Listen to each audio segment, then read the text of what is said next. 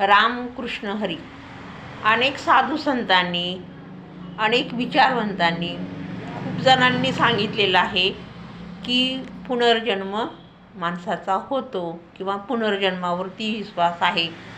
ज्ञानेश्वरीमध्ये पण आपल्याला पाहायला मिळतं, पुनरपि जननम पुनरपि मरणम. माऊलींनी पण तेच सांगितलेलं आहे. तुकाराम महाराज पण म्हणतात की देवा किती वेळा यायचं जायचं, यापेक्षा आम्हाला काहीतरी मोक्ष दे, हे नको सारखं सारखं यायला, एरझाऱ्या घालायला नकोत, असं तुकाराम महाराज म्हणतात. मग खरंच पुनर्जन्म माणसाचा होतो का किंवा आहे का?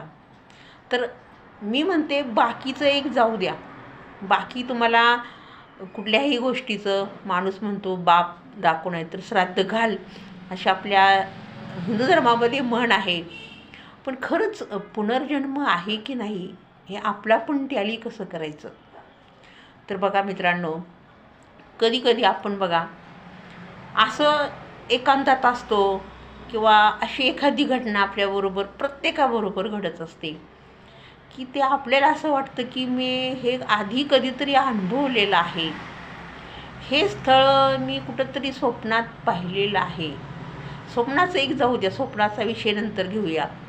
पण हे मला बघितल्यासारखं वाटतंय, मी ह्या ठिकाणी कधीतरी जाऊन आलो असं मला वाटतंय.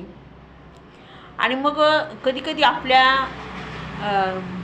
पोटी जन्म घेणारी मुलं ज्यावेळेला जन्माला आलेली नसतात त्यावेळेला पण एक असं वाटतं की ते माझं मूल दिसायला असं असेल, किंवा माझ्या जीवनामध्ये येणारी अर्धांगिनी किंवा नवरोबा हा अशा पद्धतीचा असू शकतो, असं कधीतरी एखादी झलक आपल्याला अशी स्पर्शून जाते. बघा तुमचं तुम्हीच टॅली करा. आणि मग कधीकधी आपण स्वप्न पण बघत राहतो. आता आपल्याला स्वप्नाचं पण माऊलींनी सांगितलेलं की एक ज्यावेळेला आपलं शरीर पूर्ण रिलॅक्स झालेलं असतं आणि आपला आत्मा ब्रह्मांडामध्ये फिरत असतो, इकडं तिकडं जात असतो, वेगवेगळ्या गोष्टींचा कितीतरी वेग आहे त्याला की त्याची मर्यादा कुणालाही सापडलेली नाही. पण काही स्वप्न पण अशी आपल्याला पडतात बघा कधी कधी, की त्या स्वप्नामध्ये सुद्धा आपल्याला असं वाटतं की तिथं मी पहिला त्या जागेवर जाऊन आलो आहे आणि खरंच मला ते जागा चांगली आठवती, पण नक्की काय हे मला कळत नाही. मग कसं तुम्ही म्हणाल की पुनर्जन्म नाही, बाकीचं सोडा, विज्ञान काहीही सोडा, पण पुनर्जन्म आहे. म्हणून पुनर्जन्मावरती